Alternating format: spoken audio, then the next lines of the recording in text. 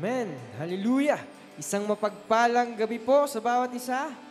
Amen. Inaanyayahan ko po ang bawat isa. Tayo po'y tumayo.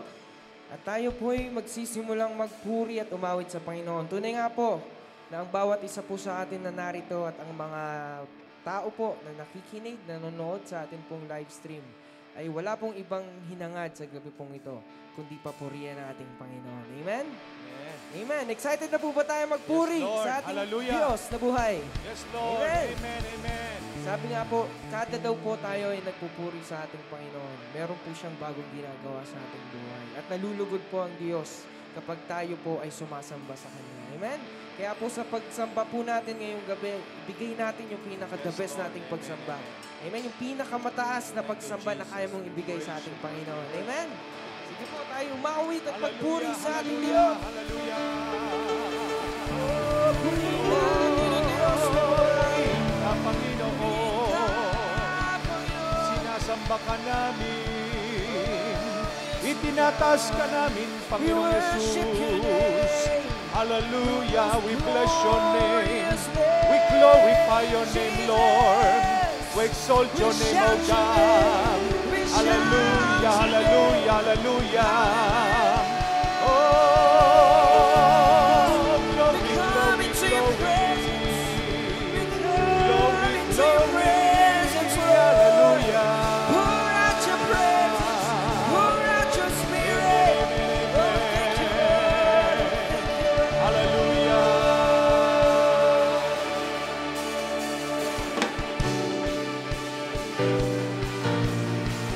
Sama po tayong magpuri sa ating Diyos.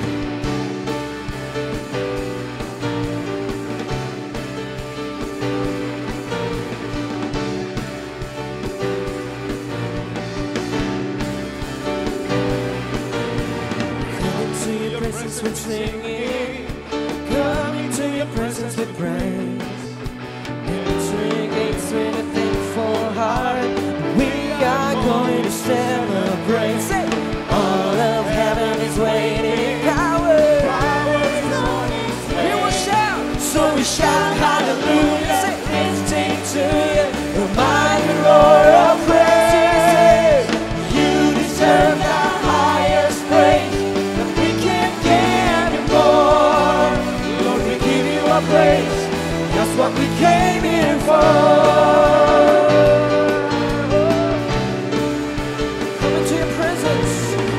Into your presence with singing, come into your presence with praise, into your gates with a thankful heart. We are going to celebrate. All of heaven is waiting. Power is rising. So we will shout, so we shout hallelujah, lifting to you a mighty roar of praise. You deserve the highest praise. Lord, we give you our praise. That's what we came here for. So you deserve the highest praise. You deserve the highest praise. But we can't give it more. Lord, we give you our praise. That's what we came here for. Oh yes, Lord, He deserves the highest praise. We come into your presence with singing. Come into your presence with praise. Into your gates with a thankful. Oh, we will celebrate. All of heaven's way. Power is on its way. Oh, we will shout. So we shout hallelujah, lifting to you a mighty roar of praise.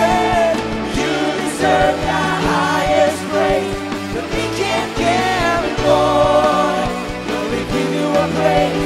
That's what we came here for.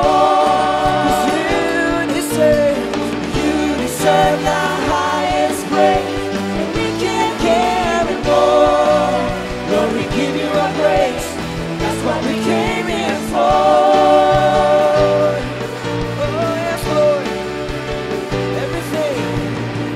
Everything within me reaches out to you.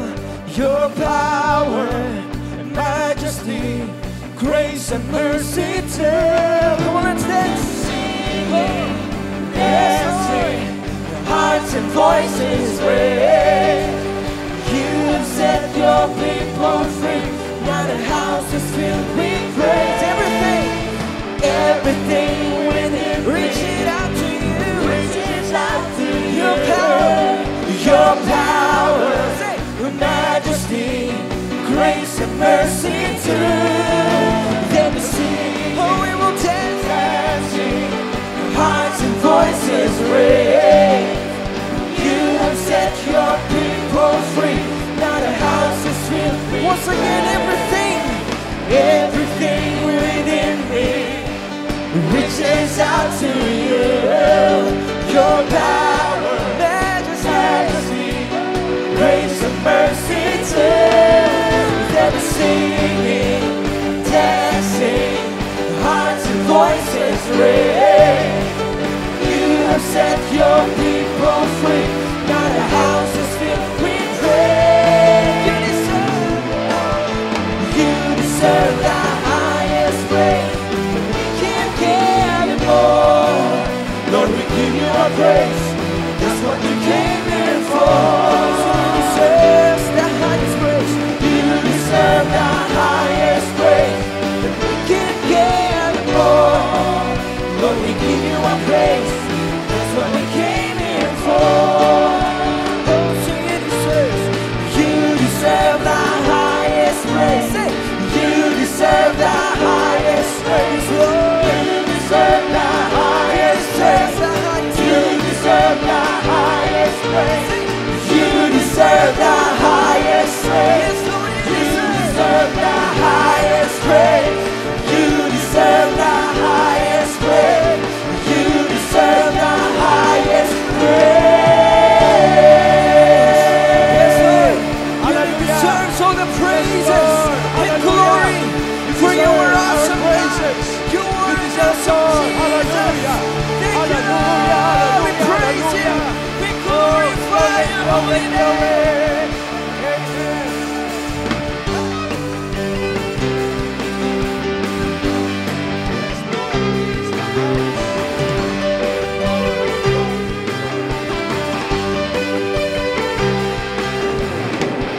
Here in this house of the great King,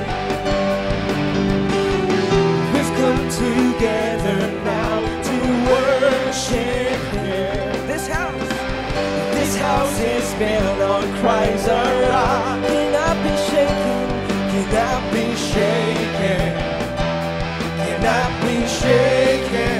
So God is awesome, God is awesome in this place. We sense His presence as we sing His praise. There is power here for miracles. Set the captives free, make the broken whole. Sing, God is awesome. God is awesome. He's so awesome. God is awesome in this place.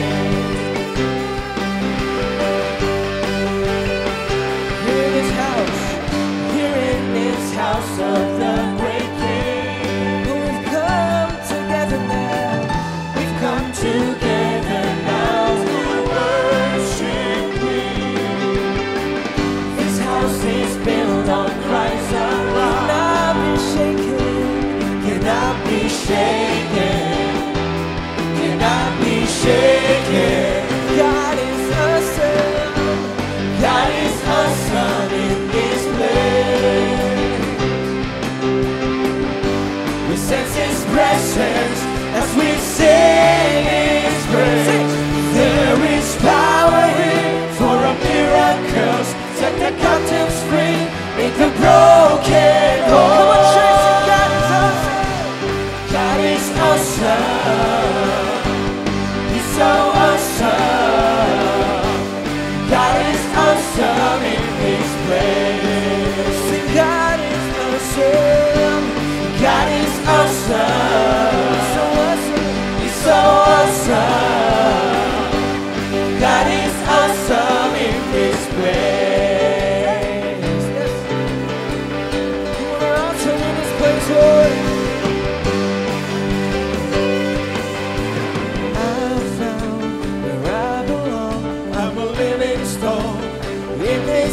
house I will grow. Sing this with all of your hearts. I found where I belong. I'm a living in this house. In this house I will grow. Sing,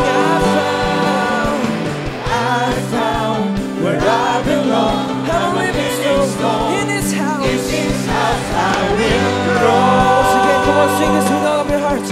I found. Sing. Where I belong. I'm a living stone. In this house. In this house I will grow. Oh yes, I found where I belong. I'm a living stone. In this house I will grow. Sing it louder. I found where I belong. I'm a living stone. In this house I will grow. There is power. There is power here for miracles. Set the captives free. Make the broken whole. God is awesome. He's so awesome. God is awesome in this place. Yes, Lord, you are awesome in this place. God is awesome. He's so awesome. He's so awesome. God is awesome in this place. Open it outside, let's declare God is awesome. God is awesome. He's so awesome. God is awesome in this place. Oh yes, Lord, you are awesome in this place. We praise you, Jesus. Your children is worshiping you, glorifying your name, Lord, lifting up your name, Jesus. Thank you, Lord, for your presence tonight, Lord. Oh yes, Lord.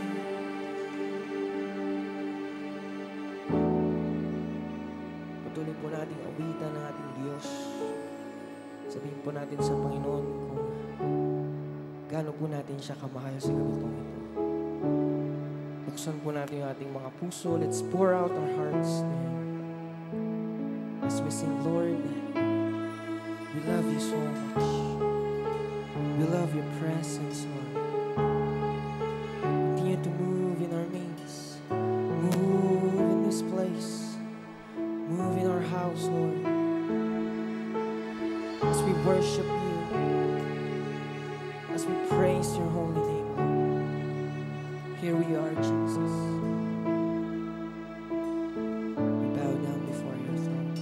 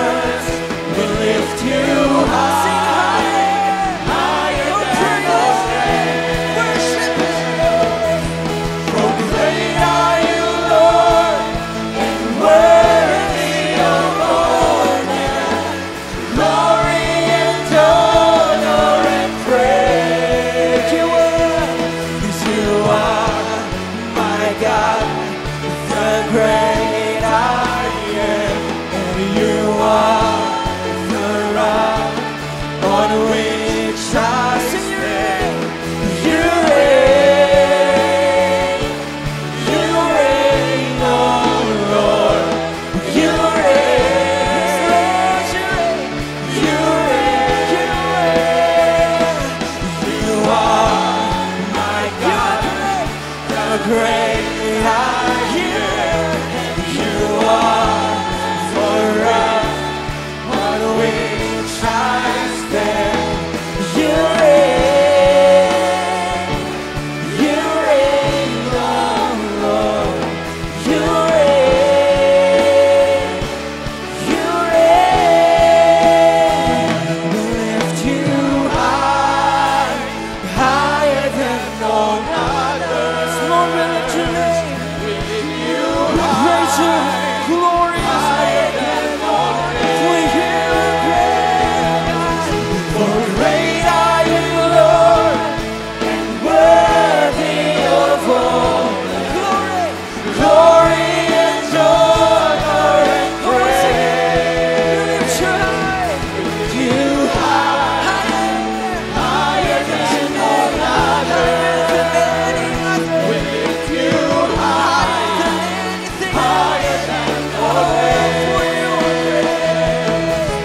For great are you, Lord, and worthy of honor, glory and honor and praise.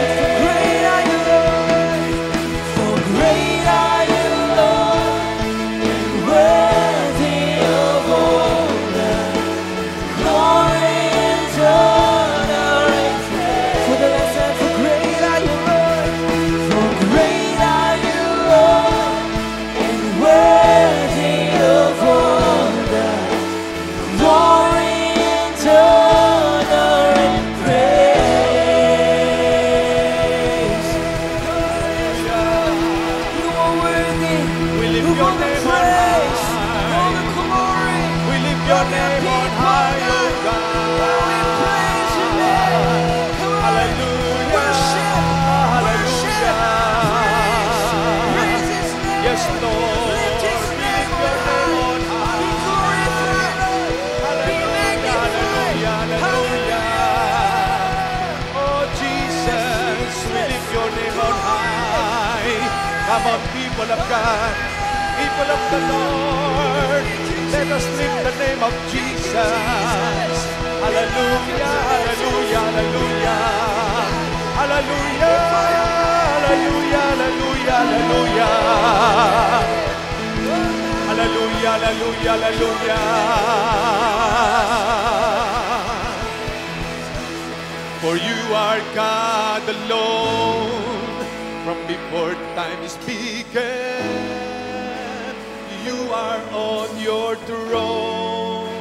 You are God alone. You are God alone. You are God alone, from before times began. You are on your throne. You are God. You are God alone. You are God alone, from before times began. You are on your throne. You are God alone. And right now, in the good times and bad, you are on your throne. You are God alone, unchangeable. You're unchangeable, unshakable, unstoppable. That's what you are. Unchangeable, unchangeable, unshakable, unstoppable. That's what you are. Unchangeable, unchangeable, unshakable, unstoppable. That's what you are. You are God alone, from before times began. You are on your throne. You are God, and right now, in the good times and bad, you are on your throne. You are God, and right now,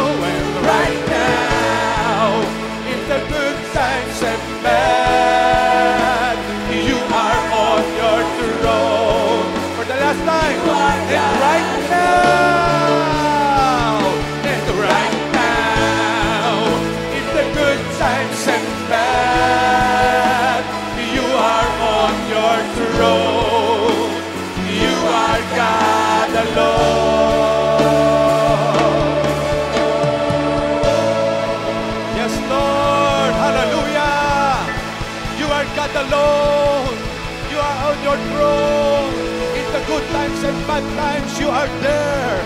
Oh, hallelujah, hallelujah, hallelujah.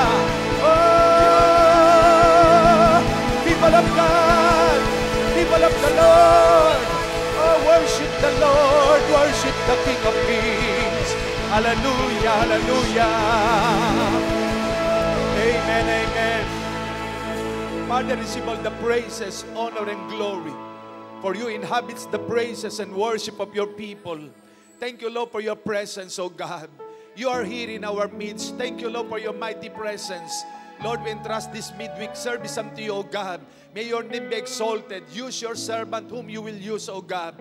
Use her, Lord. Hold her tongue, O God. Let the meditation of her heart and the confession of her mouth be acceptable unto you, Lord God.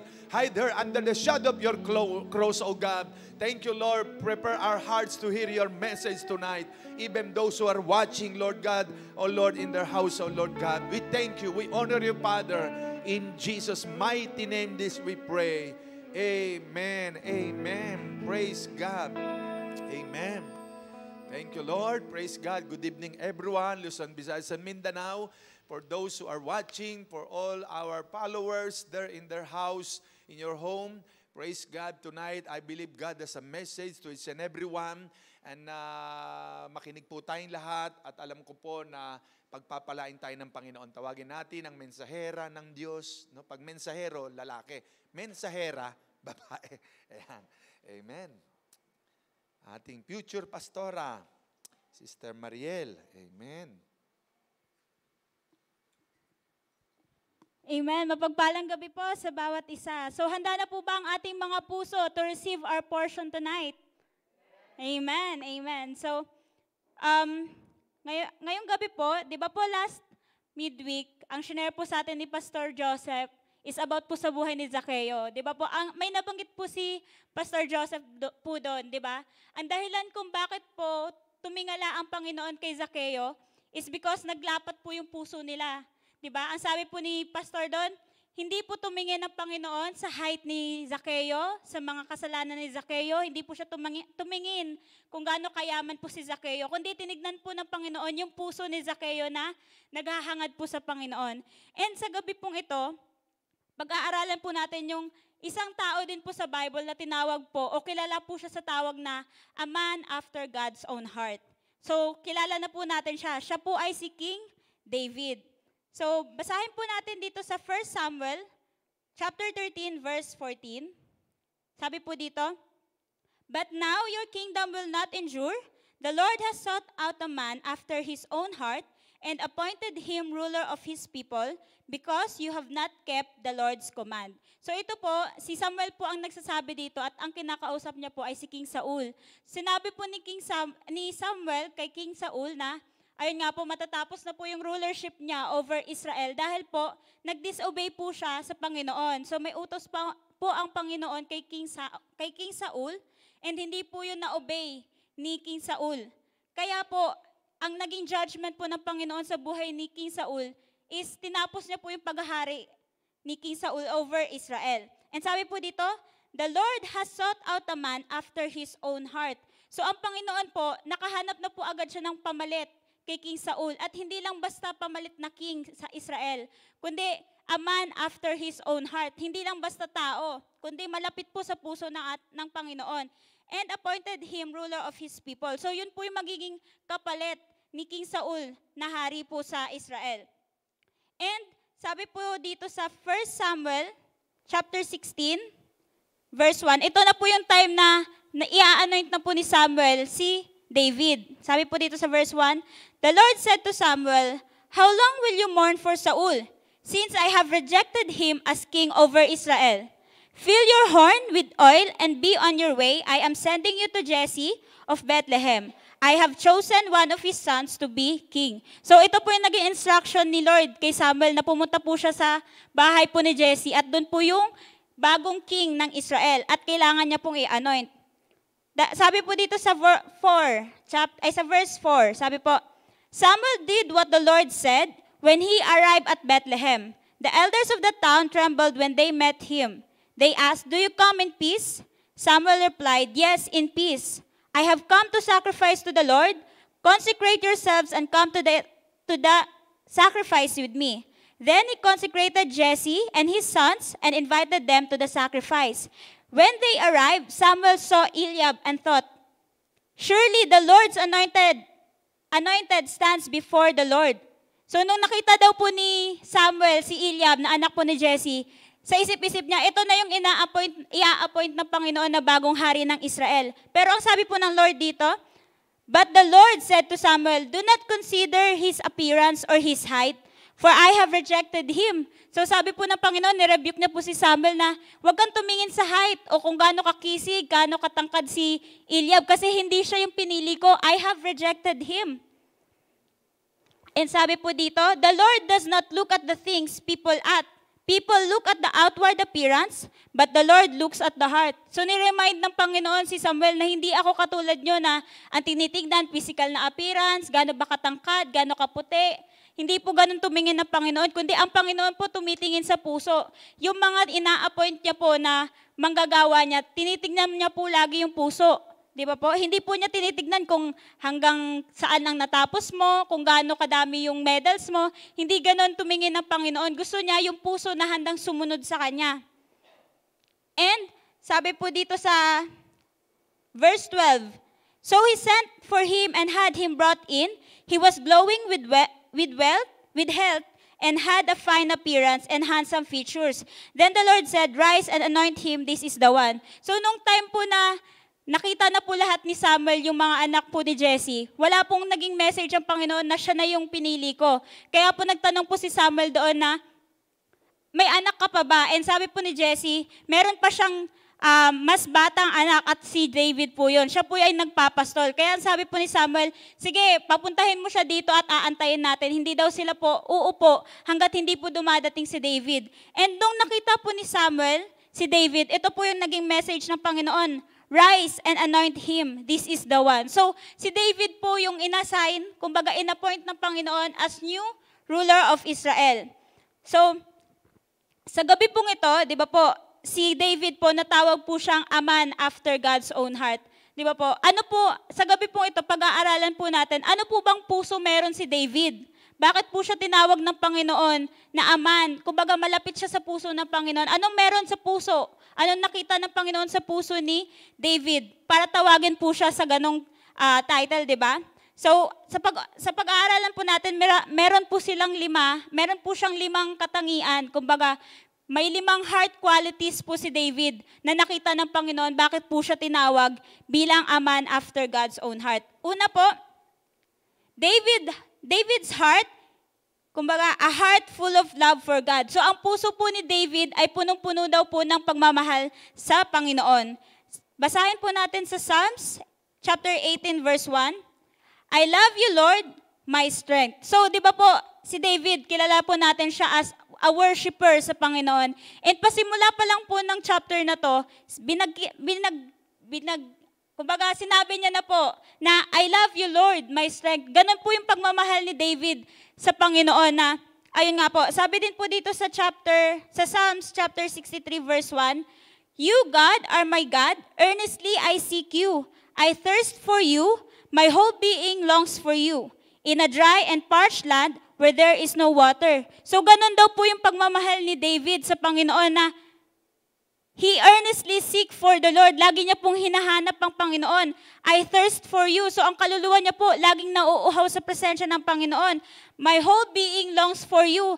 Kumbaga hinahangad po siya ng buong kaluluwa ni David. "In a dry and parched land where there is no water." So kinumpara niya po yung buhay niya sa isang dry land na parang kailangan kailangan niya ng water. Ganun po yung pagmamahal ni David sa Panginoon na every day of his lives, he want to encounter God, he want to experience God, na ayun nga po, every day hindi nawawala yung desire, yung longingness sa puso niya na ma-experience ang Panginoon. And ganun din po ang Panginoon sa atin. Gusto niya po na maging katulad po tayo ni David, na maging a man or a woman after God's own heart, na lagi, every day, kung ano man ang ginagawa natin, every moment of our lives, di ba po, hinahangad po natin. Kumbaga, hindi enough ang isang araw na hindi natin nararanasan ang presensya ng Panginoon. And sabi po dito sa 1 Chronicles chapter 28, verse 9, And you, my son Solomon, Acknowledge the God of your father and serve him with wholehearted devotion and with a willing mind. For the Lord searches every heart and understands every desire and every thought. If you seek him, he will be found by you, but if you forsake him, he will reject you forever. So ito po yung sinasabi ni David sa anak niya po na si King Solomon na serve him with wholehearted devotion. Di ba po para sa atin, hindi po natin ibibigay yung buong puso natin sa ginagawa natin kung hindi natin mahal yung ginagawa natin. Example na lang po sa work, kung hindi po natin gusto yung work natin, di ba hindi natin ibibigay yung best natin? Di ba po? Ito po, sinasabi po ni David kay King Solomon na he have to serve the Lord wholeheartedly. Hindi po natin magagawa sa Panginoon na mag-serve sa Kanya ng wholehearted na pagsamba sa Kanya kasi kumbaga, hindi natin kayang mag-serve sa Panginoon ng wholeheartedly kung hindi po tayo puno ng pagmamahal sa Panginoon. Yung puso po natin hindi puno ng pagmamahal sa Panginoon. So si David po, ito po yung unang character ng quality ng puso ni David. Bakit po siya nanatawag na a man after God's own heart? Kasi po, ang puso niya is full of love for God. Punong-puno ng pagmamahal sa Panginoon. Pangalawa po, ang puso po ni David is a heart ready to obey God. Sabi po dito sa Acts chapter 13, verse 22, after removing Saul, he made David their king. God testified concerning him, I have found David, son of Jesse, a man after my own heart. He will do everything I want him to do. So, sinabi po ng Panginoon, diniklara niya, di ba po? Ang sabi po ng Lord, si David nga po yung a man after his own heart at ang magiging bagong king ng Israel. At ang sabi po dito sa last, he will do everything I want him to do. So, hindi pa po na-assign, hindi pa po na-appoint si David bilang king over Israel. Alam na ng Panginoon na ang puso po ni David ay handa pong sumunod anuman po yung inuutos ng Panginoon sa kanya at ano pa man po yung iuutos ng Panginoon sa buhay po ni David. Tignan po natin yung buhay po ni King Saul, di ba po? Si King Saul, hindi naman po siya bad king eh. Kumbaga, he is a good king. Marami naman po siyang victories na naranasan. Pero ano po yung pagkakaiba po nila ni David? Di ba po, kaya po natapos yung rulership ni King Saul over Israel dahil po sa disobedience. Ang sabi po dun sa Bible, sa 1 Samuel chapter 15, kung babasahin po natin, ang sabi po ng Panginoon sa kanya, kill all the Amalekites. Sabi po dito basahin po natin. 1 Samuel chapter 15, verse 3. Then Saul, now go, attack the Amalekites, and totally destroy all that belongs to them. Do not spare them, put to death men and women, children and infants, cattle and sheep, camels and donkeys. So ang command po ng Panginoon sa kanya, lahat ng Amalekites, lahat ng pag-aari nila, patayin lahat. Pero tignan po natin sa verse 7.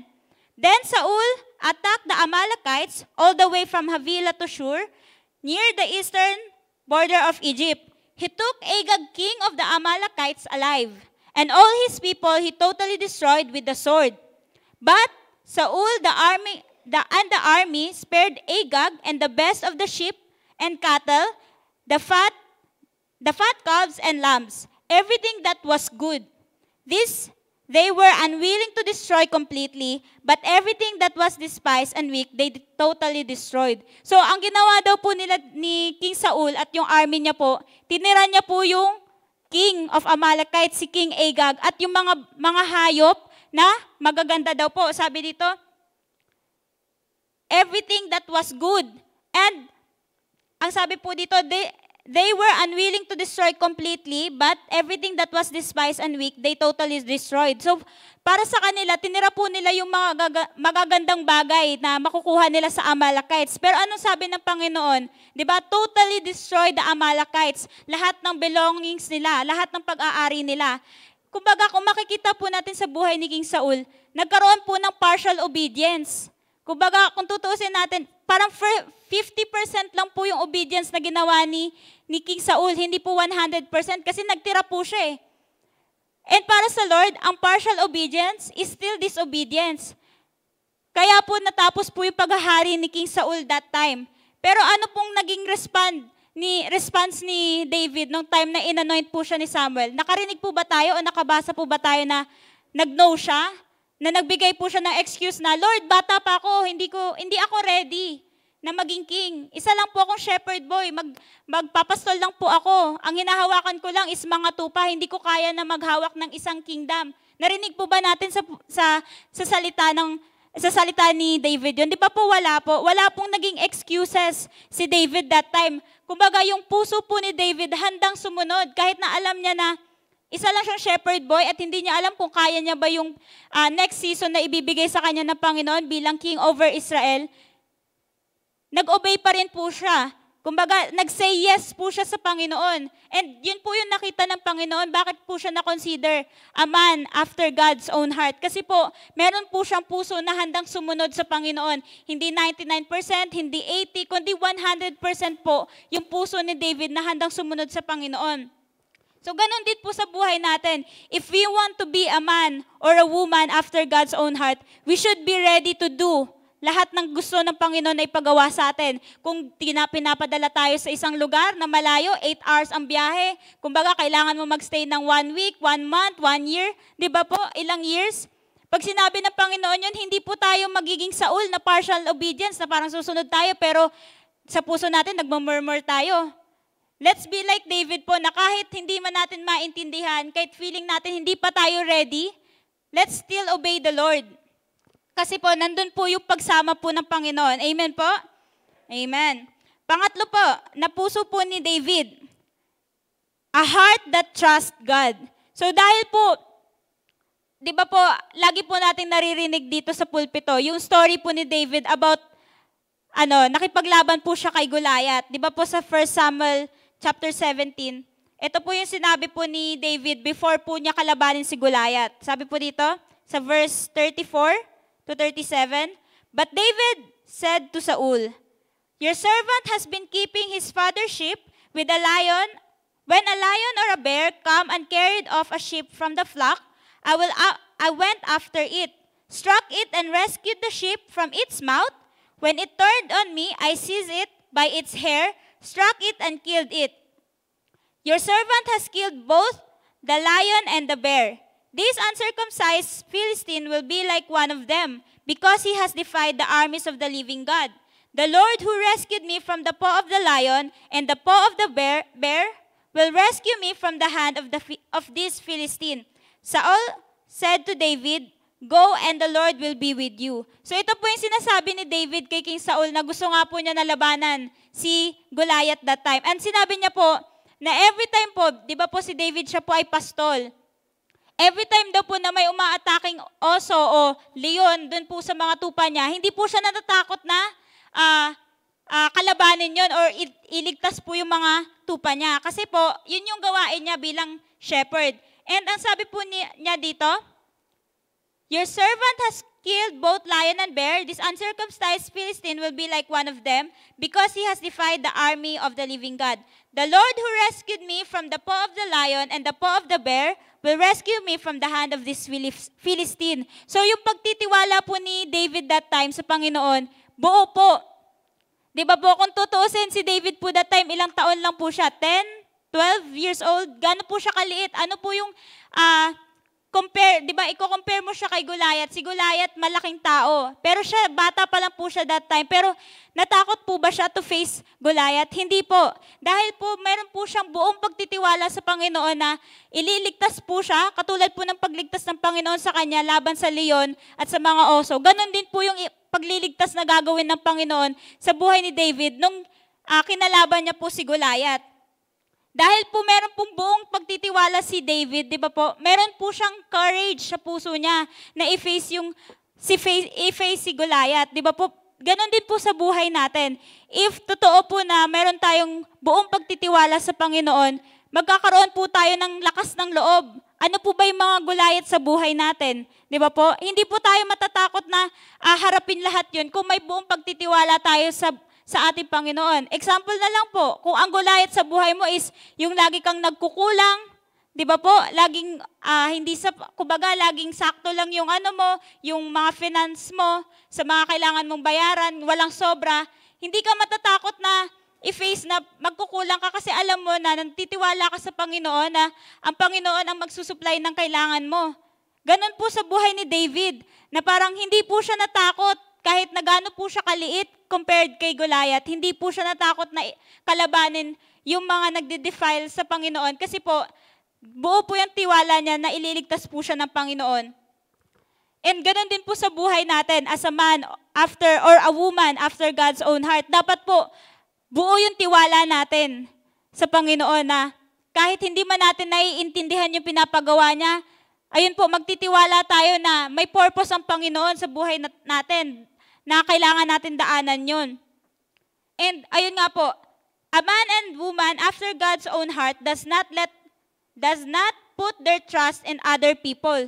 So, ang babae o lalaki na malapit po sa puso ng Panginoon, hindi daw po piniplace o nilalagak yung mga tiwala nila sa mga bagay, sa mga tao, kundi sa Panginoon. But has a heart sustained by trust in God. So, ang puso daw po natin ay, kumbaga, nahubog kung meron tayong buong pagtitiwala sa ating Panginoon. Next po, pang-apat, a heart broken by its own sinfulness. So, si David po, hindi po siya, yung buhay niya po, hindi lang po tungkol sa victories, sa pagpapala. Dumating din po si David sa buhay niya na nagkaroon po siya ng downfall. And ang sabi po dito, di ba? A heart broken by its sinfulness. So ang puso daw po ni David ay nabasag dahil po sa kasalanan niya. Ano po ba yung naging kasalanan ni David that time? Di ba po, ang naging kasalanan po ni David, nagkaroon po siya ng adultery kay Bathsheba. And nag-commit po siya ng murder. Di ba po? Hindi man siya yung pumatay, pero kasama siya dun sa nagplano ng pagpatay dun sa asawa ni Bathsheba. So, yung time po na kinonfront po siya ni Nathan about his sin, ano po yung naging reaction o ano yung naging approach po ni David sa Panginoon? Basahin po natin dito sa 2 Samuel chapter 12 po pala. 2 Samuel chapter 12 verse 13. Then God said to Nathan, I have sinned against the Lord. Nathan replied, the Lord has taken away your sin. You are not going to die. So ito po yung naging approach agad ni David sa Panginoon nung na-realize niya po na siya po pala yung pinapatungkulan ni Nathan doon sa sinasabi ni Nathan.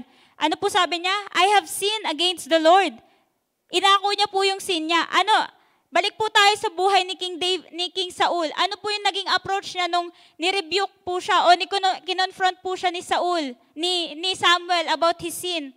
Sabi po dito sa 1 Samuel 15, chapter 15, verse 15, Saul answered, the soldiers brought them from Amalekites. They spared the best of the sheep and cattle to sacrifice to the Lord, your God, but we totally destroyed the rest. Ito po yung naging response ni King Saul kay Samuel. Nung nagkasala po siya, nung sinabihan po siya ni Samuel na hindi nga po siya nakinig, ito po yung naging response ni King Saul. Kumbaga, gumawa po siya ng excuse. Kumbaga, justify niya pa po yung sin niya. Ano sabi po niya? They spared the best of the sheep and cattle to sacrifice to the Lord. Kaya daw po nila in-spare yung mga cattle, yung mga bagay na maganda. Kasi i-offer nila sa Panginoon. Kumbaga, kay Saul po, kumbaga, kung hindi niya inako yung sin niya, parang gusto niya pa na i-justify yun para lang masave po siya dun sa sin na ginawa niya. Pero, di ba, sabi po dito sa buhay po ni King David, I have sinned against the Lord. Yun ang gusto ng Panginoon na every time po na nagkakasala po tayo sa harapan ng Panginoon, gusto niya akuin natin. Gusto niya na sabihin natin, Lord, I have sinned against you. Hindi po gusto ng Panginoon na maging katulad tayo ni King Saul na justify po natin yung sin natin, na gumagawa po tayo ng excuse bakit hindi tayo sumunod sa Panginoon. Kaya po, di ba ang sabi dito, Nathan replied, the Lord has taken away your sin. You are not going to die. So ito po yung naging judgment sa kanya ng Panginoon. Hindi daw po siya hahayaan na mamatay. Di ba po kay King Saul, hindi naman po huli ang lahat eh. Pwede pa naman po niya patayin lahat ng cattle niya eh. Yung lahat ng mga in-spare niya na galing sa Amalekites. Pwede pa po niya patayin lahat yun. Pwede niya po patayin si Agag. Pero bakit po ang naging hatol po sa kanya ng Panginoon is tanggalin siya bilang hari? Kasi po nakita po ng Panginoon sa puso ni King Saul na wala pong repentance, katulad ni David. Di ba po? Nung kay David, agad po siya nagsabi na, I have sinned against you, Lord. Inako niya po agad, hindi na po siya nag-excuse na, Lord, kasi lumabas lang naman ako, nagpapahangin lang naman ako, tapos nakita ko si Bathsheba, ganito, ganyan. Hindi po siya nagbitaw ng mga excuses, kundi inako niya po yung kasalanan na meron siya, na nagawa niya sa Panginoon. Yun ang gusto ng Panginoon sa buhay natin. And di ba po, hindi po natapos doon si David. Ang sabi po niya dito sa Psalms chapter 51, verse 3, For I know my transgressions, and my sin is always before me. So lagi daw pong alalahanin ni David yung mga kasalanan niya sa Panginoon. Lagi niyang aakuin yung mga kasalanan na nagawa niya sa Panginoon. And sabi niya sa verse 17, My sacrifice, O God, is a broken spirit. A broken and contrite heart, you, God, will not despise. Ang sabi niya po dito, ang offering niya daw po sa Panginoon is a broken spirit. Bakit po broken spirit? Kasi ito po yung time na nagkasala nga po si David sa Panginoon. Ganon din po ba tayo sa buhay natin na every time po na nagkakasala po tayo sa ating Panginoon, may nagagawa po tayo na hindi nagbibigay ng kaluguran sa Kanya. Dumadating po ba tayo sa point na nababroke, nababasag din po ba ang puso natin? Do we have, kumbaga, nagkakaroon po ba tayo ng hinagpis sa puso natin every time na nakakagawa po tayo ng kasalanan sa Panginoon? Di ba po? Ang sabi po ni David, A broken and contrite heart, you, God, will not despise. So ang Panginoon, hindi niya kailanman i-reject ang puso na naghihinagpis dahil po nakagawa ng kasalanan sa Panginoon. Nakita po ng Panginoon yung sorrow ni David sa puso niya nung nagkasala po siya sa Panginoon. Kaya po nagkaroon ng true repentance. Di ba po? If no sorrow, kumbaga kung wala kang hinagpis na nararanasan nung nagkasala ka sa Panginoon, ibig sabihin wala pa po yung true repentance sa puso natin. Dapat nandun po yung pagsisisi sa puso natin, katulad ni David. Si David po, hindi po siya natapos na, I have sinned against you, Lord. Hindi lamang po siya natapos doon. Di ba po?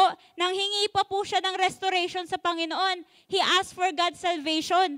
Kasi nga po, di ba, hindi po madali yung naging sin niya. Kumbaga, pinakita niya sa Panginoon na talagang nagre-regret po siya doon sa kasalanan na ginawa niya sa Panginoon. And ayun po ang hinahanap ng Panginoon sa mga babae at lalaki na malapit po sa puso niya. Dapat daw po, may hinagpis sa puso natin every time na nakakagawa po tayo ng kasalanan sa Panginoon. Dapat po lagi tayong nangihingi ng salvation every time na nakakaranas tayo ng disobedience sa Panginoon, na nakakagawa tayo ng kasalanan, dapat nanghihingi po tayo ng restoration sa Panginoon. Di ba po? Yun po yung puso na meron si David. Kumbaga, he has a heart broken by its sinfulness. Nababasag po yung puso niya every time po na nakakagawa po siya ng kasalanan sa Panginoon. Next po, pang-last po na heart quality po ni David, a heart lifted in praise to God. Sabi po dito sa 2 Samuel chapter 6, verse 14 to 16. Sabi po dito, Wearing a linen ephod, David was dancing before the Lord with all his might, while he and all Israel were bringing up the ark of the Lord with shouts and the sound of trumpets. As the ark of the Lord was entering the city of David, Michal, daughter of Saul, watched from a window, and when he saw King David leaping and dancing before the Lord, she despised him in her heart. So sabi po dito sa verse 1, sa verse 14, wearing a lining ephod. So sa time na nagpupuri po si David sa Panginoon, hindi po niya suot-suot yung damit ng isang hari. Ang suot niya po dito, linen ephod. Ito po yung mga suot ng mga priest. Kung makikita po natin si David that time, hindi po natin masasabi na isa po siyang king. Kasi nagtatatalan po si David. Sumasayaw po siya sa presensya ng Panginoon. Ganon po magpuri ang puso ni David sa Panginoon na inuhubad niya po yung pagiging hari every time na pumapasok po siya sa presensya ng Panginoon. Hindi po niya dinadala yung pagiging hari niya po sa pagpupuri sa Panginoon. And ang sabi po dito, Michal, daughter of Saul, watched from a window, and when she saw King David leaping and dancing before the Lord, she despised him in her heart.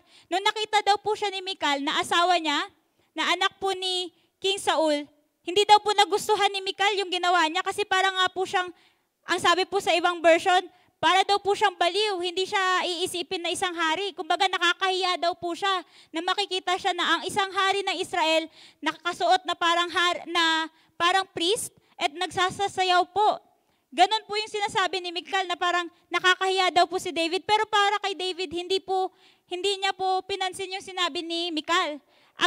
Para sa kanya, yung pagpupuri niya, ginagawa niya po yung pagpupuri niya to please God, hindi po to please Michal or yung mga Israelites. Ginawa niya po yung mga bagay na yon. He danced before the Lord, he shouted, he lifted his hands to the Lord dahil po gusto niya po ma-please ang Panginoon. Ganun po ang puso na meron si David, na handa po magpuri sa Panginoon na kahit gaano man kataas yung estado ng buhay niya, hindi yun magiging hadlang para ibigay niya yung best na papuri sa Panginoon. And sabi po dito sa 2 Chronicles 29, David praised the Lord in the presence of whole assembly, saying, "Praise be to you, Lord, the God of our father Israel, from everlasting to everlasting. Yours, Lord, is the greatness and the power and the glory and the majesty and the splendor, for everything in heaven and earth is yours. Yours, Lord, is the kingdom. You are exalted as head over all. Wealth and honor come from you. You are the ruler of all things. In your hands are strength and power to exalt and give strength to all.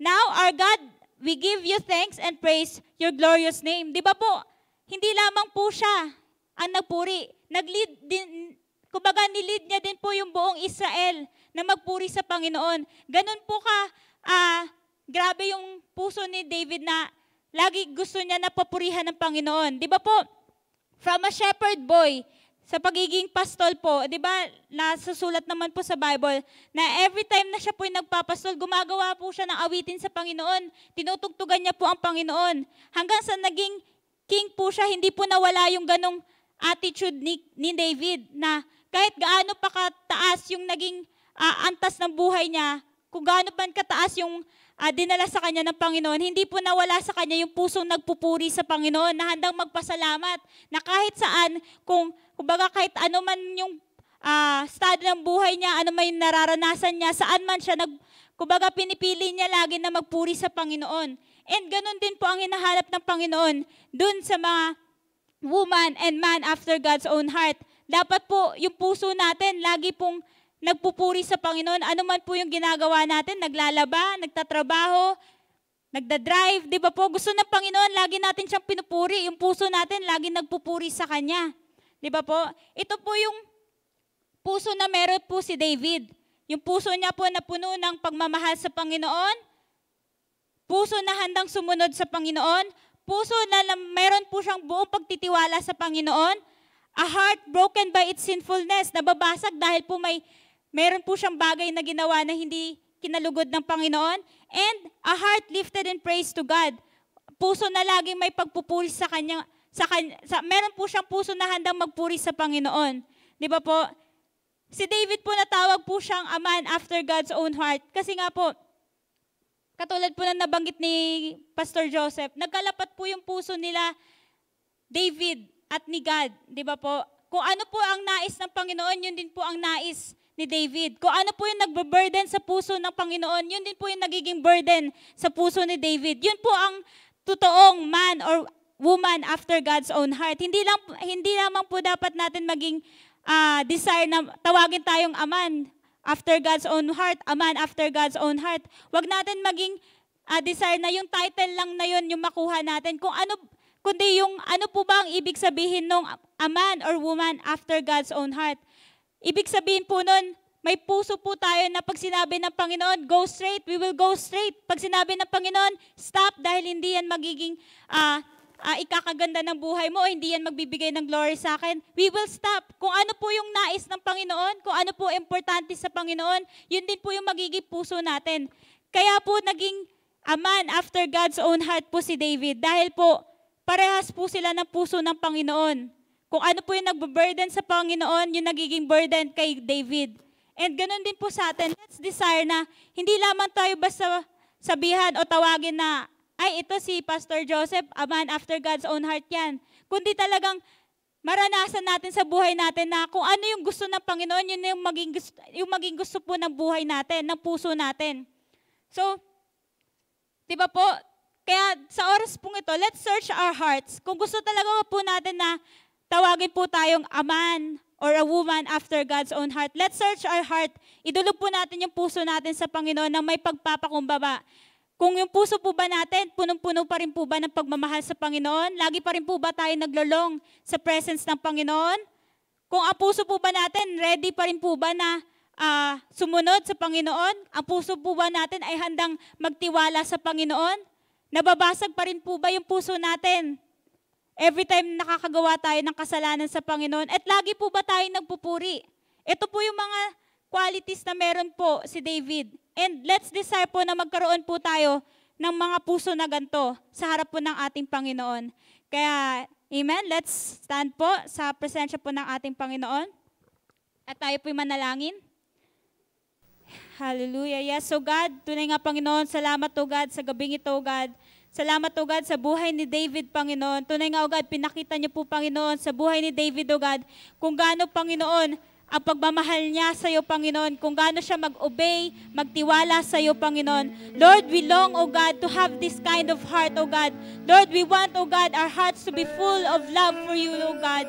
We want, O God, our hearts to be filled, O God, with praises unto you, O God, to have that trust, Panginoon, sa iyo, Panginoon. And Lord, we ask for a heart, Panginoon, na every time na nakakagawa ng mga bagay na hindi nagbibigay ng kaluguran sa iyo, O God, ay nababasag, Panginoon. Lord, right now, O God, we ask for a heart, O God, like yours, Panginoon. Lord, we want your heart, O God, to be our hearts, Panginoon, sa oras pong ito, O God. Lord God, tunay nga, Panginoon, siyasatin niyo po ang aming mga puso, O God. Alisin niyo, Panginoon, ang mga bagay, Panginoon, na hindi nagbibigay ng kaluguran sa iyo, Panginoon. Tunay nga, O God, mold our hearts, O God, to be a man and woman after your own heart, Panginoon. Lord, tunay nga, Panginoon, maranasan namin, O God. Lord, we want your, yes, O God, we want your help, O God. We need your help, O God, to be, O God, a man and woman after God's own heart, Lord. Hindi namin to kaya, Panginoon, O God, na nagawin sa aming sariling kakayanan, O God. But we need you, O God. We need you, Lord. Tunay nga, O God, here, O God, nandito po ang aming mga puso, O God, nagpapakumbaba, Panginoon. Hallelujah. Yes, so Jesus. Hallelujah. Lord, make us, O God, make our hearts like yours, Panginoon. Lord, hayaan niyo, Panginoon, na ang aming puso, Panginoon, ay maging katulad ng iyong puso, Panginoon. Kung ano ang maging importante sa iyo, Panginoon, ay maging importante sa amin, Panginoon. Lord, hayaan niyo po, Panginoon, na ang aming puso ay maging, O God, katulad ng sa iyo, Panginoon, na every time, Panginoon, na nakakagawa kami ng kasalanan before you, O God, nababasag ang puso niyo, Panginoon. Maging ganun po ang aming puso, Panginoon, sa harapan mo, Panginoon. Lord God, basagin niyo po ang aming puso, Panginoon, sa iyong harapan, Panginoon. Tunay nga, O God, alisin niyo po ang pride, Panginoon, sa aming puso, O God. Alisin niyo, Panginoon, ang excuses, Panginoon, ang pagja-justify namin sa aming kasalanan, O God. Na katulad po, maging katulad kami ni David, O God, handang akuin, Panginoon, ang mga kasalanan namin, Panginoon. And, O God, handa, Panginoon, na lumuhod sa iyo, humingi ng iyong restoration, Panginoon, humingi, Panginoon, ng kapatawaran sa iyo, Panginoon. Lord God, truly, O God, thank you, O God, for molding our hearts, O God, like David, Panginoon.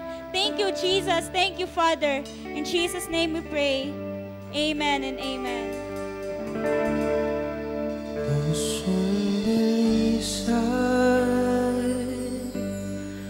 Ang aking nais, nalikhain mo, Diyos, para sa akin. Pusong dalisay, ang aking nais. Nalikhain mo, Diyos, para sa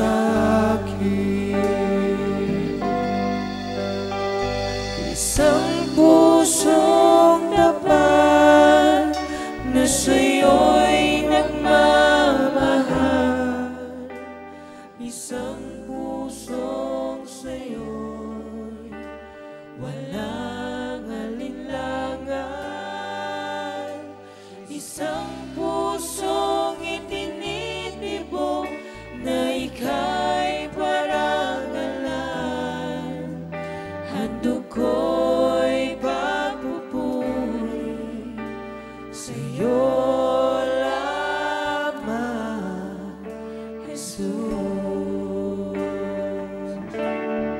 Pusong dalisan ang aking nais, nilikhain mo, Diyos, para sa akin. Pusong dalisan ang aking nais, nilikhain mo, Diyos, para sa akin. Isang pusong tapat na sa'yo'y nagmamahal, isang pusong sa'yo walang alinlangan, isang pusong itinitipon na ika'y parangalan. Handog ko'y magpupuri sa'yo lamang, Jesus. Isang pusong tapat na sa'yo'y nagmamahal, isang pusong sa'yo'y walang alinlangan, isang pusong itinitipon na ika'y parangalan. Handog ko'y pagpupuri sa'yo lamang, Jesus. Isang pusong tapat na sa'yo'y nagmamahal,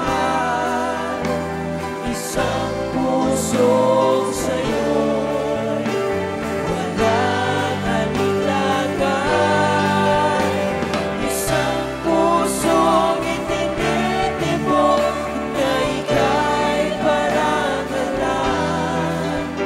Handog ko'y magpupuri sa'yo lamang, Jesus. Handog ko'y magpupuri sa'yo lamang, Jesus. Handog ko'y magpupuri sa'yo lamang, Jesus.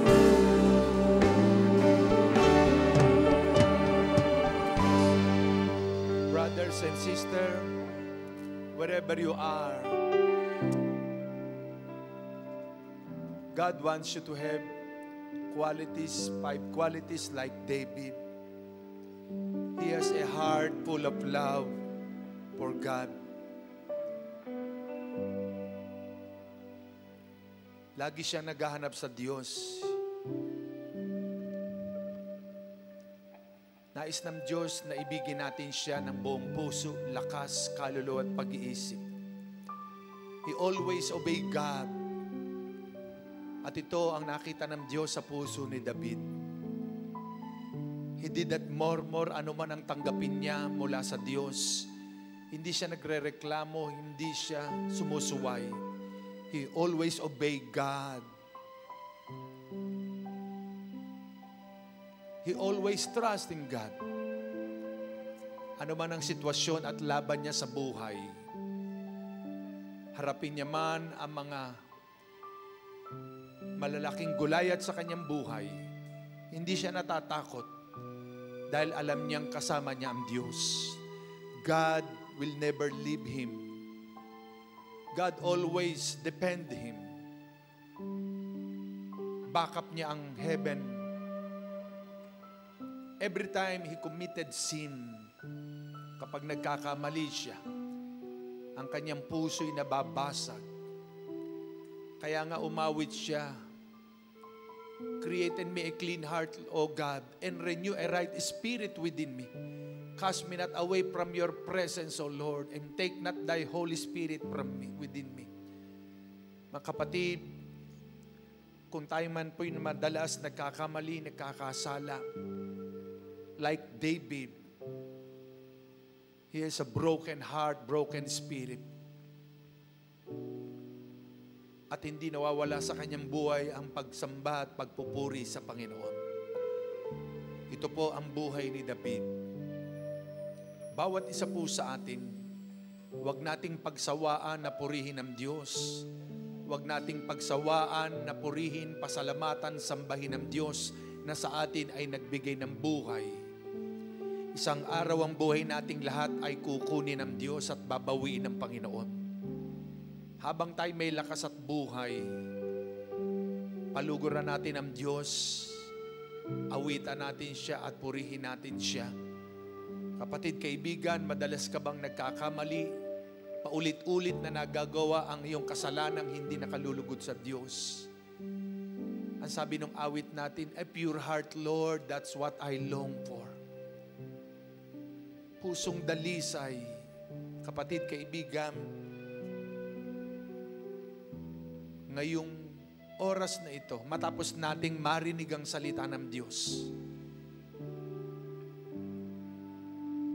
ikaw ba ay pinipilit pa? Ikaw ba ay kailangan pang laging paalalahanan? Ikaw ba ay kailangan laging sabihan na oras na upang sumamba sa Diyos? Utos ng Diyos, love the Lord your God with all your heart, with all your soul, with all your mind, with all your might. Iniibig mo ba ang Diyos nang higit sa iyong sarili o ang sarili mo ang number one sa buhay mo?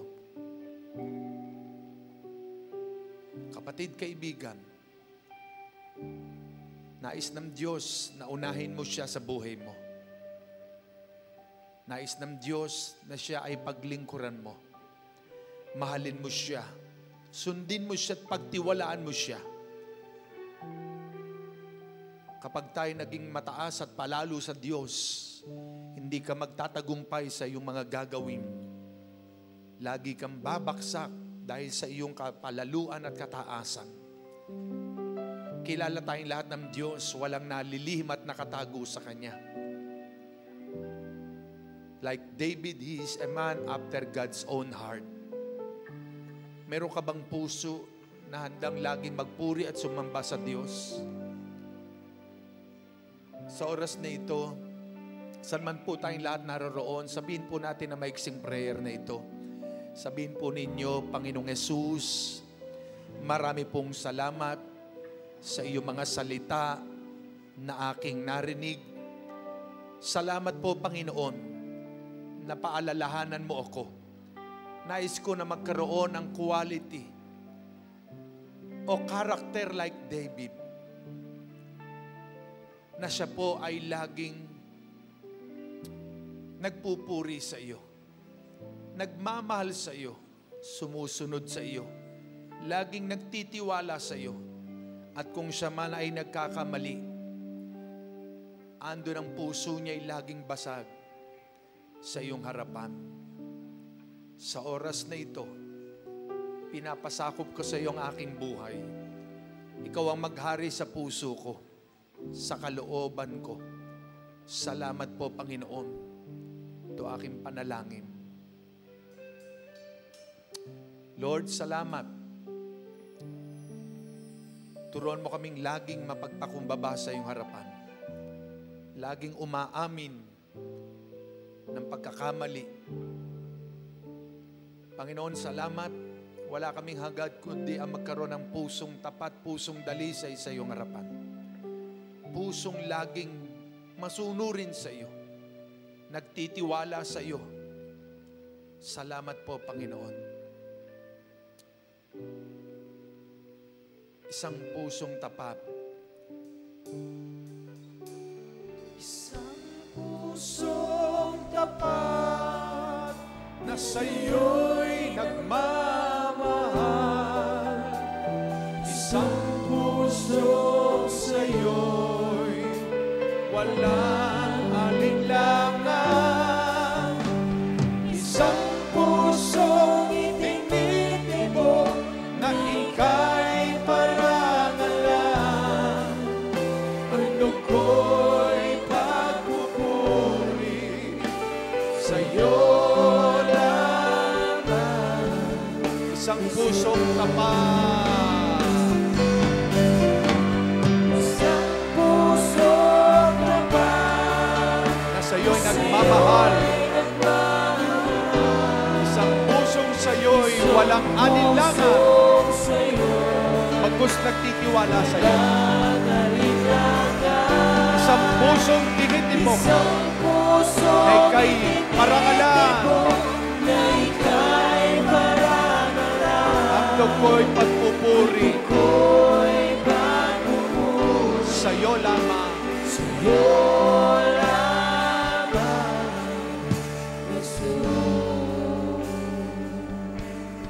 Mga kapatid, maging parte na ng buhay natin, lalo na kung araw ng linggo, dapat maaga tayong gumigising, nagmamadali, dahil tayo'y nagmamahal sa Diyos at sinasabi nating mahal kita, Panginoon, iniibig kita. Ipakita natin sa gawa ang pagmamahal sa Diyos. Ang tunay na umiibig sa Diyos, hindi lamang sa bibig kundi sa gawa at kilos ay nakikita. Ang Diyos kailanman ay hindi hihinto, hindi titigil na ipadama sa atin ang kanyang pagmamahal. Kaya, purihin ang Diyos, pinagpala tayong lahat ng Panginoon. Sa gabing ito, palapakan natin ang Diyos. Amen, amen, amen. Praise God. God bless you all. At magkita-kita po tayo sa Friday ng 9 a.m. po muli. At sa gabi po ng 7 p.m. ay nadarama ko po na patuloy na iniaangat ng Diyos ang uri ng ating pagsamba sa Kanya. Kaya po, patuloy po tayong makinig sa ating mga live streaming ng 9 a.m. sa MWF at sa Friday rin po ng gabi, no? Sa ating praise and worship at maging sa Sunday,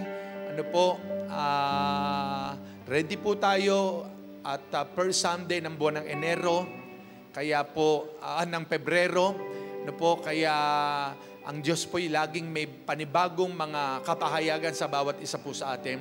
So, ibalik natin kay Lord ang lahat ng papuri.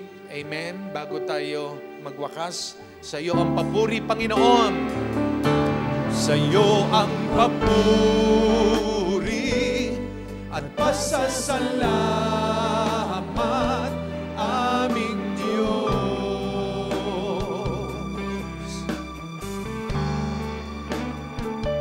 Kaluwalhatian at karangalan alay sa iyo.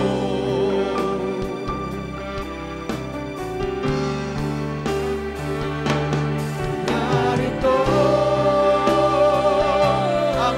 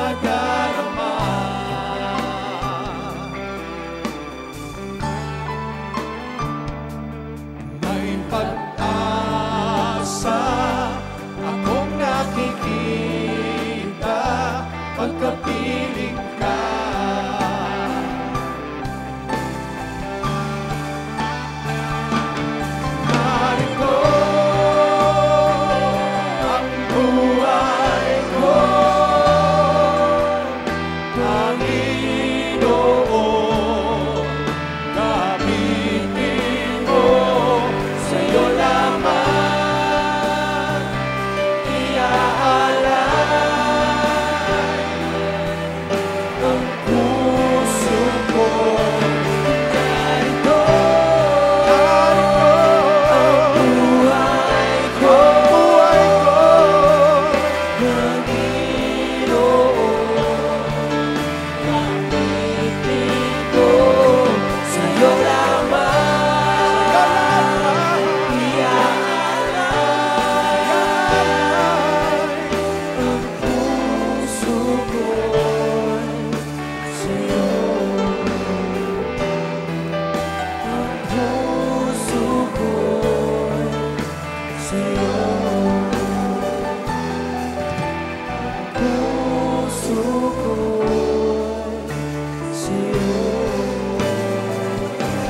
Father, receive all the praises, honor, and glory. Thank you, Lord, for your presence, for the anointing, for the message tonight. Lord, we give you praise and glory, Father God, in Jesus' name. Amen. Amen. God bless you all.